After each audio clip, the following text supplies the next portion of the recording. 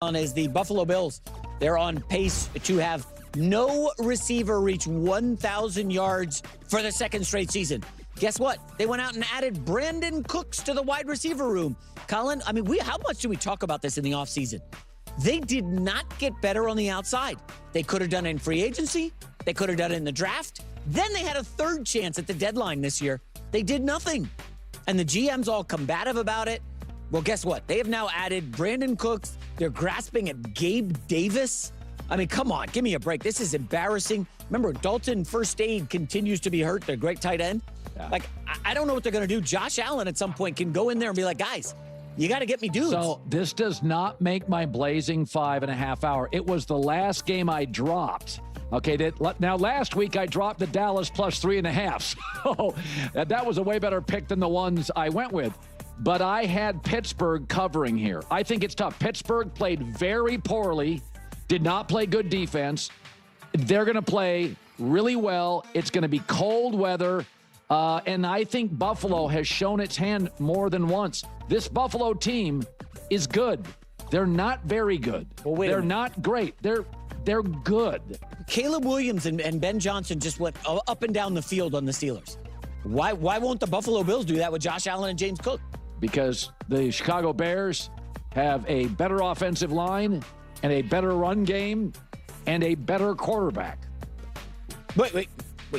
Take that back. Come on. They do not have a better quarterback than the Buffalo Bills. Please don't say that. No. I'm saying that the Bears went up and down the field. The Bears are better than the Steelers. Oh, yeah, okay. That's clear. Okay. Yeah. But what I'm saying is Pittsburgh, and we said this a month ago, it's the hardest team to figure out in the league. Week to week, you get a totally different team. I mean, honestly, great, terrible, bad, beat the Colts, hammer the Seahawks, and then they can be awful. So when they play poorly or lose, they almost always, especially at home as an underdog, play really, really well. Pittsburgh may lose. I'd take the hook all day long. Okay, there was some confusion there. J-Mac was confused. I think Colin was confused. He was then saying that Caleb Williams, I guess, is better than Mason Rudolph, but like we're talking about, like that was a weird one. We'll just keep going there because he obviously is not saying Caleb Williams is better than Josh Allen, but he didn't really answer the question of like if the Bears were able to do this to the Steelers, why can't the Bills? And the Bears have right now their coach, their receivers, their run game is more cohesive. It's more consistent. It's less quarterback C-centric. They're able to put up all these points and have all these plays and have their quarterback have a 59% completion percentage, right? So, like they don't need their quarterback to be a superhero as much. You know, what's really frustrating is, and I said this about the Buffalo Bills, they could have gotten Davante Adams. Look at what Davante Adams is doing right now with the Los Angeles Rams.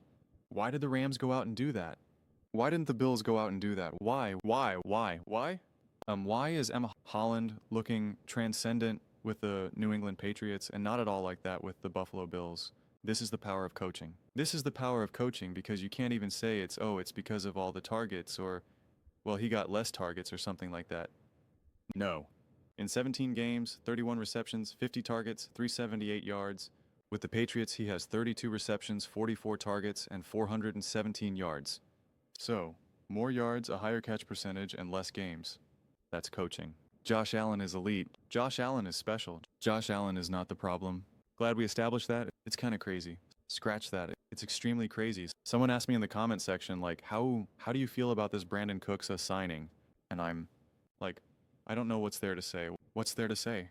You know, I'm not telling you that the Bills are going to lose to the Steelers, or I'm not making any grand claims like Colin is making right now. But it is frustrating. It is definitely frustrating. You know, I watched that Steelers-Bears game, and so I'm fascinated to see what the Bills look like against the Steelers. I mean, just look and see what the Rams did against the Bucks. The Matt Stafford had a way easier day at the races. And I just want to know how the Los Angeles Rams were able to build a better defense than the Buffalo Bills led by Sean McDermott. I want to know.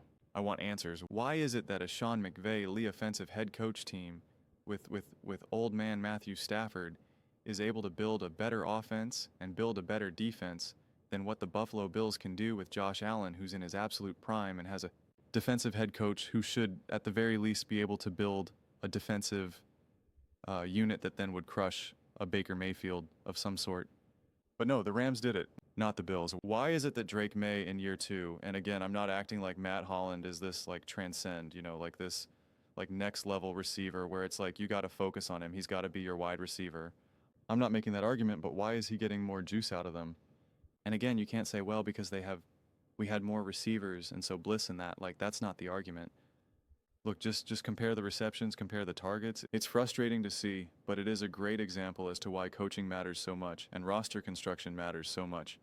You could have made a play for Devontae. You could have said, bro, we were in the AFC Championship game last year. Like, we just need one. We just need a, dude, we beat the Chiefs. We're in the Super Bowl. Like, let's go. Josh Allen, prime Josh Allen. You could have gotten him. You could have made a play for him. It didn't break the bank. You could have found a way. You could have made a play for Ibuka. I mean, like, there's options here. There's always moves. There's always options. There's always something that can be done, and the Bills just don't seem to take that next level, to do that next move, and to stick with the Rams. They do. They did. And because of it, they won. They did it when they won the Super Bowl. They said, we need OBJ. We need another receiver.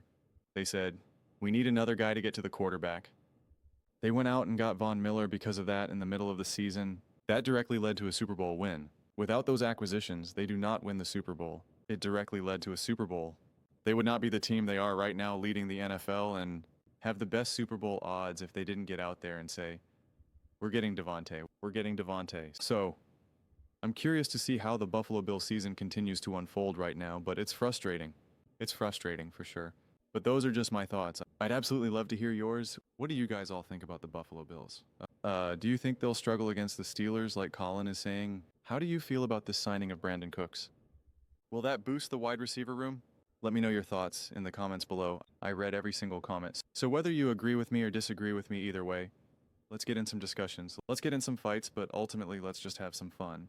And please do consider subscribing. We're building an amazing community here, and I absolutely love to see you part of it. I want to build something that we all generally feel connected to, something that we're really excited to be part of. I think we're well on our way to doing it. Please don't forget to give this video a thumbs up, as it really does help with the visibility and the algorithm. Thank you so much.